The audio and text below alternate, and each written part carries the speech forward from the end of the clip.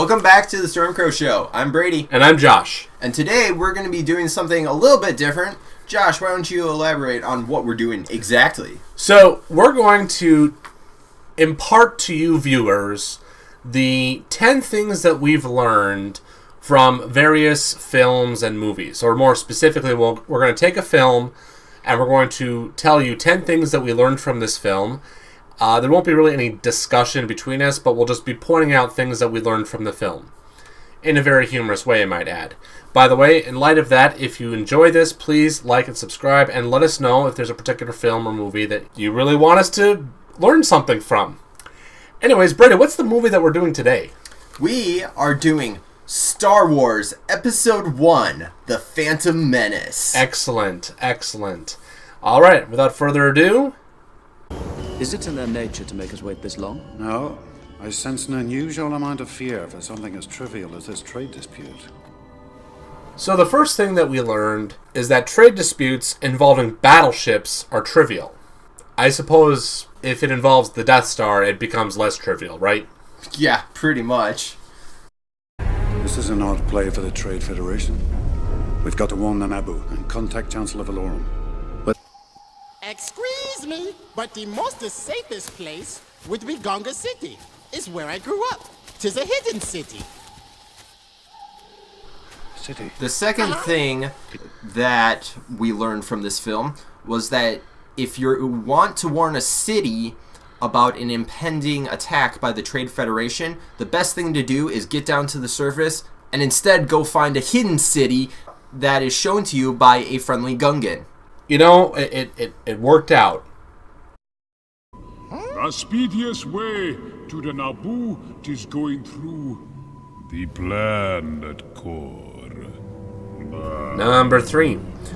So, according to Boss Nass, the fastest way from the Gungan underwater city to the Naboo capital is through the planet core. So, to put it another way, they had to do a quick journey to the center of the Earth and out again in order to warn the Naboo. Where did the Trade Federation land again? Obviously on the opposite side of the planet. Apparently. Losing power.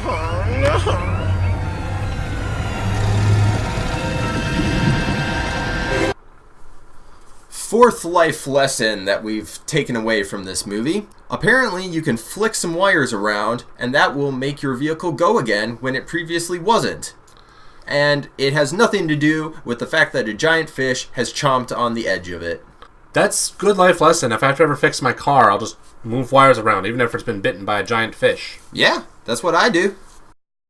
No money, no parts, no deal. And no one else has a T14 hyperdrive, I promise you that.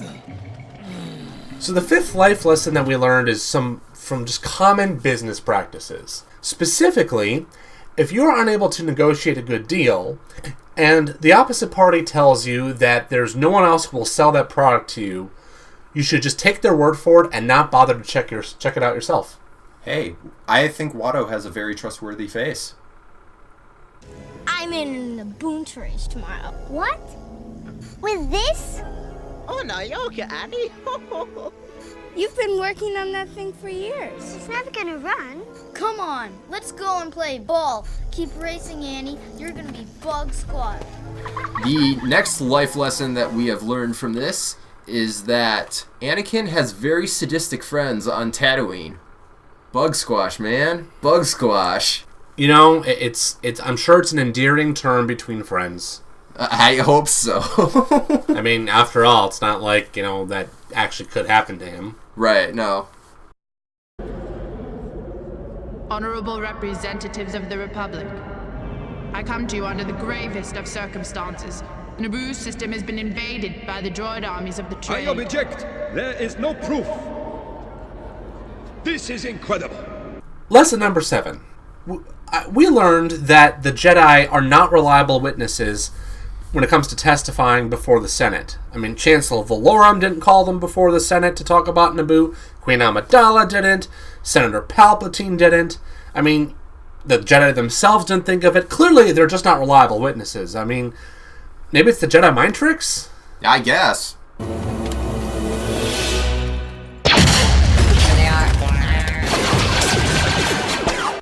The 8th lesson we learned is that speeders are overpowered. I mean, did you see that tank? It was toast compared to that speeder. True. And it also means that either that or just tanks are just not worth the budget. Right? Yeah. I mean, that could be it. Open fire.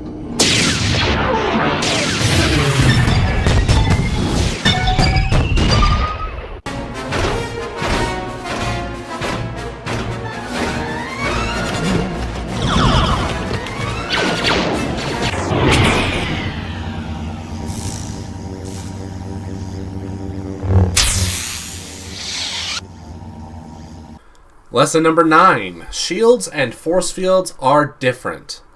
If you don't believe me, think about what happens. As you see here, the droids can walk through the shields, but their tank cannons can't.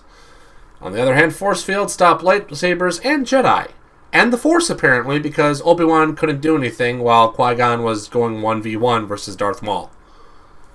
Yeah, that makes sense.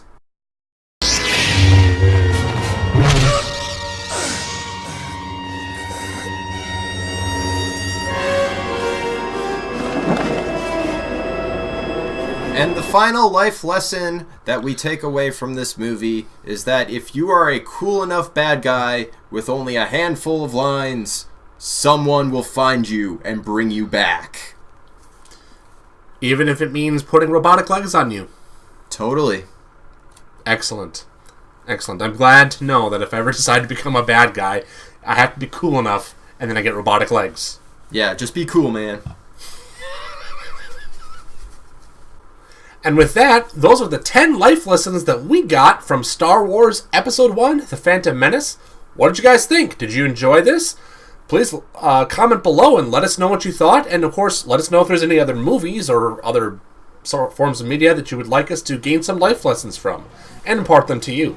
And please like and share and also subscribe to our channel. It really means a lot to us and it really helps us out. Yeah, in that case, yeah, definitely. And thank you so much for watching. I'm Brady. And I'm Josh. And this has been The Stormcrow Show.